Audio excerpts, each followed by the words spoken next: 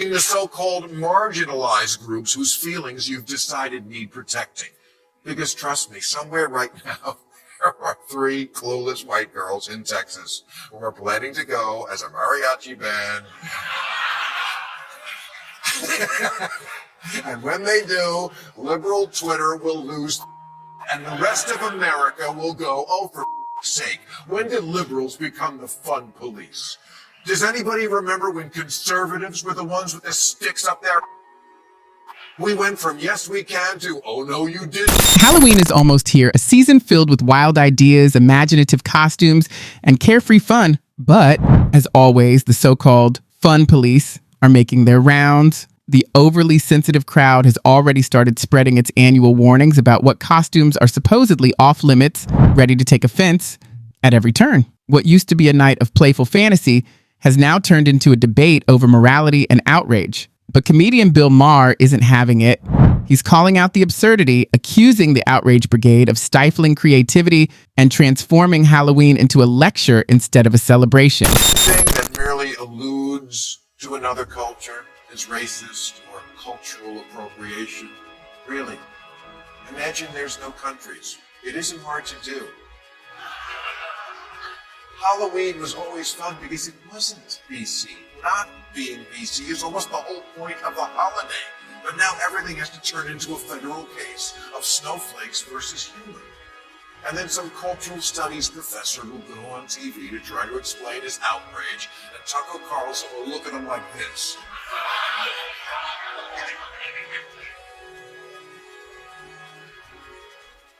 Humans have always shared, borrowed, and changed through cultural exchange. Wearing a kimono, sari, or mariachi attire is typically not a sign of mockery. Sometimes it's just a matter of respecting foreign traditions. Our world is home to a wide variety of races with interesting histories, and it's perfectly acceptable to look into and participate in what makes each culture unique as long as it's done with respect rather than ridicule. At its core, Halloween is more about creativity and play than politics. Making every costume a moral conundrum just serves to deepen our divide. Maybe it's time to remember that curiosity and connection are far more important than fear and limitation. If America is with the Democrats on the issues, they just find the woke people irritating as hell. In a new poll, 80% of Americans find political correctness to be a problem, including 75% of African Americans, 74% of Americans under 30, 82% of Asians, 87% of Hispanics, 88% of Native Americans. If you're not a statistician, let me break those numbers down for you. Nobody likes you. These days, political correctness and cancel culture are powerful forces that stifle independence, free speech, and creativity. What began as an appeal for sensitivity has evolved into a culture of dread where people second-guess every joke, point of view, or costume out of fear that they could offend someone. This issue has affected even the most benign traditions, such as Halloween. Freedom of expression encompasses more than just our words. It also has to do with how we show ourselves, including the attire we wear. When society starts to control costumes, we lose the joy of artistic expression and the spirit of the celebration. Americans shouldn't have to apologize for being creative or respecting culture. So-called marginalized groups whose feelings you've decided need protecting. Because trust me, somewhere right now, there are 3 clueless white girls in Texas who are planning to go as a mariachi band. And when they do, liberal Twitter will lose it, and the rest of America will go, oh, for sake, when did liberals become the fun police? Does anybody remember when conservatives were the ones with the sticks up there? We went from yes we can to oh no you didn't. Oftentimes, the awakened mob doesn't care about the same people they say they support. Many of them really enjoy seeing others embrace and value their culture.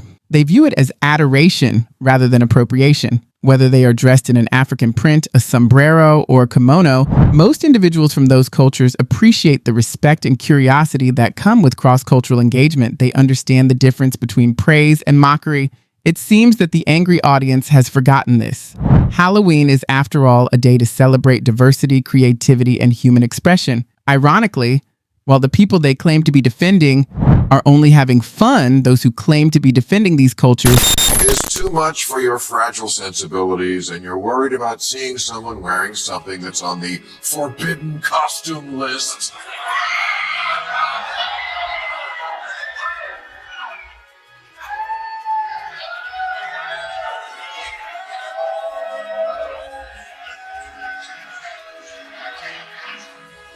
Just stay home.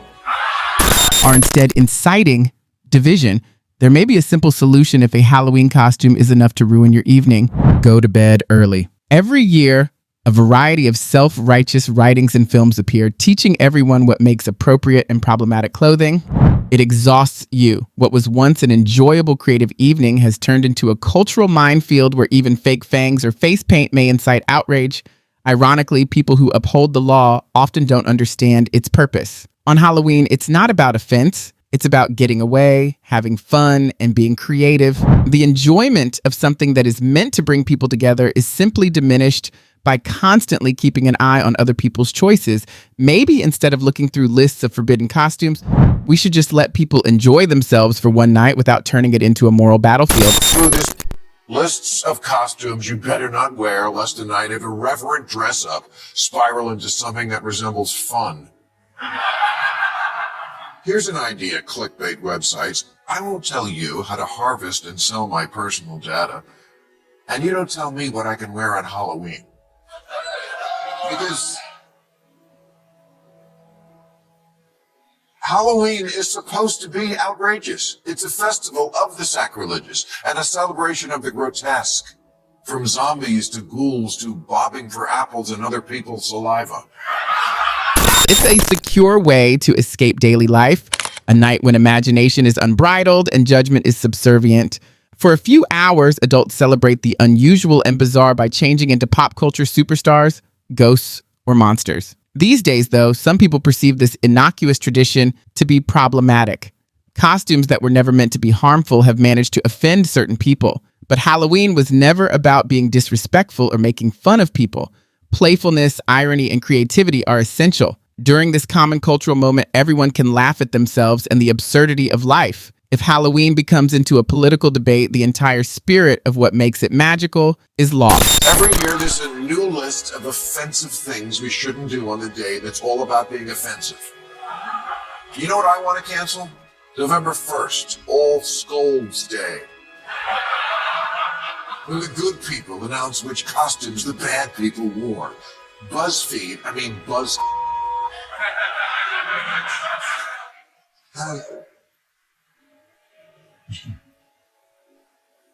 Has a list of 23 costumes they're literally begging you not to wear. Of course, this year the number one no-no is serial cannibal and Netflix sensation Jeffrey Dahmer. Halloween is a lighthearted celebration of the strange, the ominous, and the frightful. It has always been about the macabre and the grotesque. Dressing up like Dahmer does not condone his misdeeds. The public's tremendous shock and curiosity with his story is acknowledged. It's no different from dressing up as a vampire, a zombie, or a horror movie villain. The group investigates the shadowy corners of human imagination rather than celebrating evil.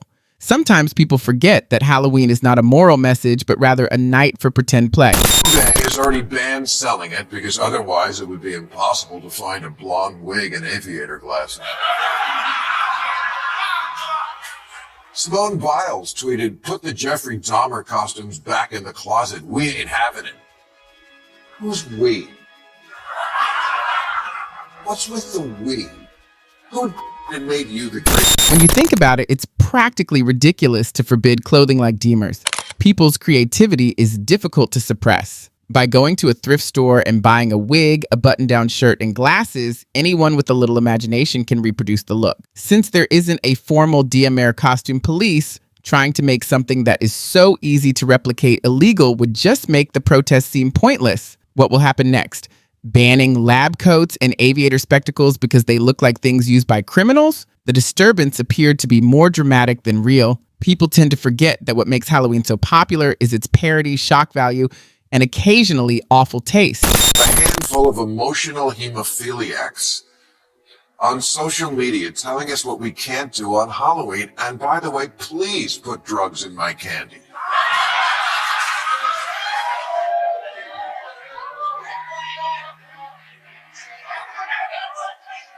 Listen to these other verboten costumes on stupid lists this year, including Queen Elizabeth because it's too soon.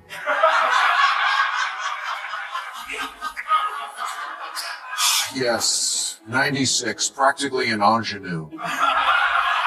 As a result, it is absurd when some determine that dressing like Queen Elizabeth is offensive. On that basis, we would have to make half of history illegal. The whole idea behind Halloween is to pay respect to the deceased through comedy, fear, or admiration. Dressing like Queen Elizabeth is not amusing. It honors her legacy, reputation, and cultural impact. People dress up as Elvis Presley, Cleopatra, and presidents. They do this not because these people are rude, but rather because they left a lasting impression on history. If anything, being recognized on Halloween is a sign that you've become well-known enough to be immortalized in a costume. Of course, don't even think about characters outside of your race, and no genies, because genies were slaves, okay? No schoolgirls, no Playboy bunnies, no celebrities accused of including Elvis. You can't dress up as Elvis? That's an entire industry.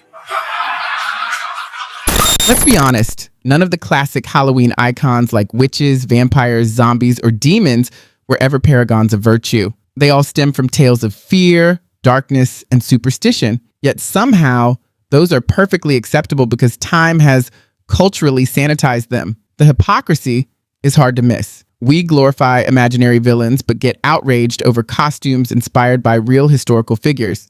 The irony couldn't be clearer. Halloween has always thrived on exaggeration and irony. It's part of what makes the holiday so fascinating.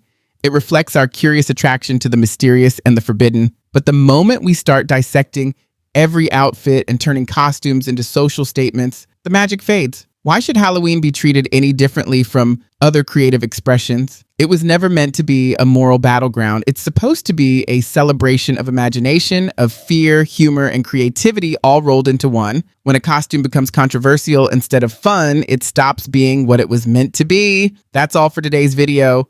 If you like this discussion, be sure to hit the like button and subscribe for more content just like this.